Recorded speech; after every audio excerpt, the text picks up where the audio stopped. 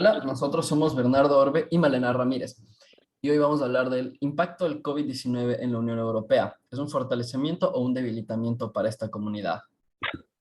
Antes que nada, hablar de que el COVID-19 es una enfermedad nacida en la provincia china de Wuhan en noviembre de 2019. Esta enfermedad se expandió rápidamente por todos los países asiáticos para en enero del 2020 llegar a la Unión Europea.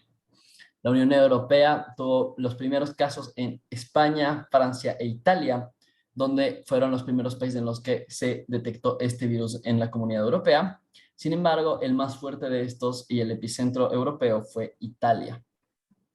El problema con esta enfermedad a nivel sistémico, del sistema internacional y de la organización como tal, es que debilitó los proyectos que ya tenían llevando a cabo la Comunidad Europea. En 2019, en la ciudad de Sibiu, en Rumania, se firmó el Congreso de Sibiu, que ponía nuevas iniciativas de trabajo, labor y salud para la Unión Europea para los años 2019 a 2024.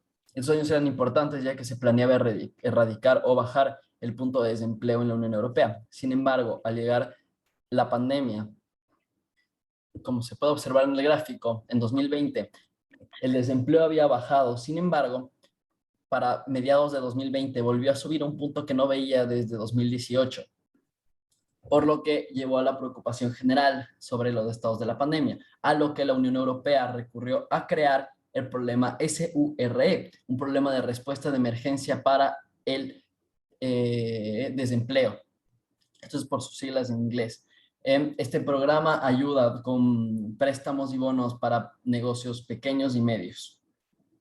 Sin embargo, a pesar de todo esto y a pesar de los esfuerzos conjuntos que significó la pandemia para los países europeos, la pandemia terminó por debilitar las relaciones entre muchos países, pues mientras los países del sur y este de Europa se mantenían muy afectados tanto por la crisis económica como por el virus, los países del norte de Europa parecían no ser atacados tan directamente. En encuestas hechas por Eurostat y otras organizaciones, se iba a ver que más del 54% de la población europea proveniente de los países del norte de Europa no fueron afectados por el virus o creen que no han sido afectados por el virus, ni ellos, ni sus familiares cercanos, ni personas cercanas, mientras que la mayoría de los países del sur han sido afectados personalmente por la misma. Vamos, Malena.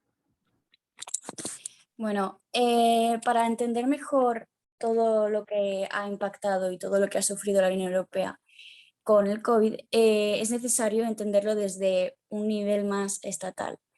Está claro que cada nación llevó a cabo distintos planes de acción porque todas las fronteras se cerraron y era necesario que cada país se centrase en su sociedad, en su población y en su sanidad.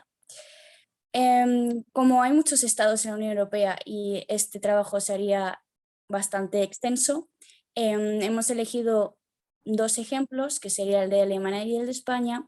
Alemania como un país que sí que pudo contener de una buena manera o gestionar de una buena manera el virus, y España como un país que se ha visto bastante afectado con muy malas consecuencias, ¿no?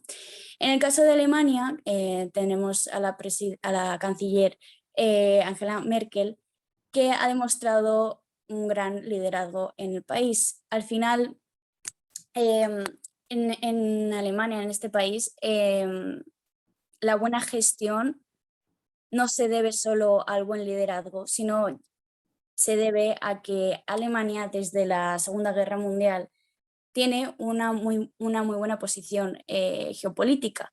Y también Alemania es uno de los fundadores de la Unión Europea, por lo tanto, no se convirtió en un país dependiente. Es decir, Alemania pudo resolver de una buena manera las necesidades que su población necesitaba, y además, cuando se recuperó un poquito con eso, pudo ayudar al resto de países que necesitaban mucho más recursos sanitarios.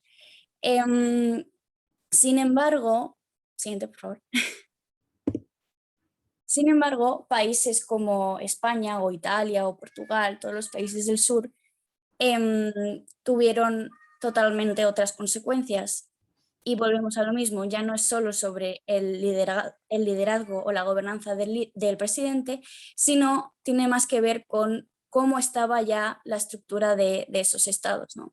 En el caso de España, no se pudo prever, bueno, no se pudo accionar a tiempo, y a pesar de que pudieron gestionar y desarrollar un plan que al final fue efectivo, fue un plan que llegó tarde. Por lo tanto, las consecuencias económicas fueron gravísimas para el país. Y esto a España se le suma que justo cuando llegó el COVID se cambió de gobierno, un gobierno de coalición que ya estaba bastante dañado y que al que por supuesto se le achacaron todas las consecuencias del COVID. Vale. Para entender también, se debe también, para entender más sobre lo duro del COVID, se debe también acercar a los tomadores de decisiones. Para esto elegimos de nuevo España y cambiamos a Italia. Italia, en el caso de la pandemia, como ya dije, fue el epicentro europeo y de hecho de varios lugares para los primeros casos de coronavirus, por lo que fueron de los primeros en tomar decisiones. Resoluciones del Consejo de Ministros italianos, como la tomada el 31 de enero del 2020, ponen en estado de emergencia al país e incluso en cuarentena ciertas provincias como Lombarda, en el norte, que fueron las primeras en ser afectadas por este virus. Más adelante, con iniciativas como el decreto Cura Italia, que fue aprobado el 28 de marzo de 2020, este decreto básicamente ponía en estado de emergencia, intentaba manejar la situación laboral y económica del país, a la vez que ponía en un mayor auge y en un mayor foco la salud pública del país. Mientras que en España...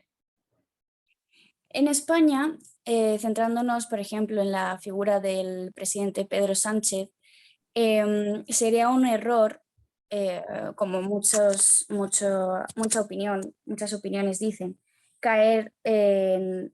Bueno, a ver, sería un error decir que toda la culpa de la mala gestión ha sido únicamente del presidente.